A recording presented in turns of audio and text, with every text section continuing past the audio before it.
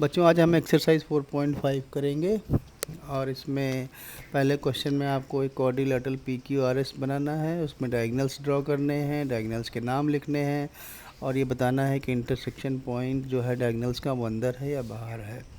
तो हमने एक डायग्राम बनाया है पी क्यू आर एस और अपोजिट वर्टिसेस यानी पी और आर और इसी तरह से एस और क्यू को लाइन मिला करके ज्वाइन कर दिया है।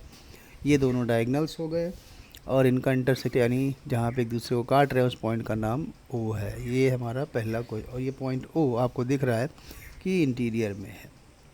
क्वेश्चन नंबर 2 में आपको एक क्वाड्रिलेटरल के एल एम एन ड्रॉ करना है और एक एक करके A B C D parts में अब pair of opposite sides, pair of opposite angles, pair of adjacent sides, pair of adjacent angles नाम लिखने हैं। तो पहले ए पार्ट में आप अपोजिट साइड्स के नाम जैसे के एल और एन एम ये दोनों एक दूसरे के सामने हैं। इसी तरह से के एन और एल एम एक दूसरे के सामने हैं, ये दो पेयर हो गए हमारे। बी पार्ट में अपोजिट एंगल्स लिख के नाम लिखने हैं। तो एंगल के सामने कौन सा एंगल दिख रहा है? एंगल एम, ये एक पेयर हो गया। एंगल एल के सामने कौन सा एंगल दिख रहा है? एंगल एन, ये दूसरा पेयर हो गया। सी पार्ट में दो पेयर ऑफ एडजेसेंट साइड्स, तो कोई भी दो साइड्स जो एक दूसरे को मिल रही हों उनके नाम लिख दीजिए जैसे कि के एल और के एन। इसी तरह से और एल एम भी लिख सकते हैं।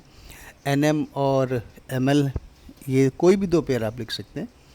डी पार्ट में दो एडजेसेंट एंगल्स और उसी पढ़ के जो दो एंगल्स हैं उनके नाम लिख दीजिए, एंगल के और एंगल एल। इसी तरह से एंगल एम और एंगल एम, एम एंगल और एंगल एन, या एन एंगल और के एंगल। इस तरह से आप बहुत सारे पेयर बना सकते हैं।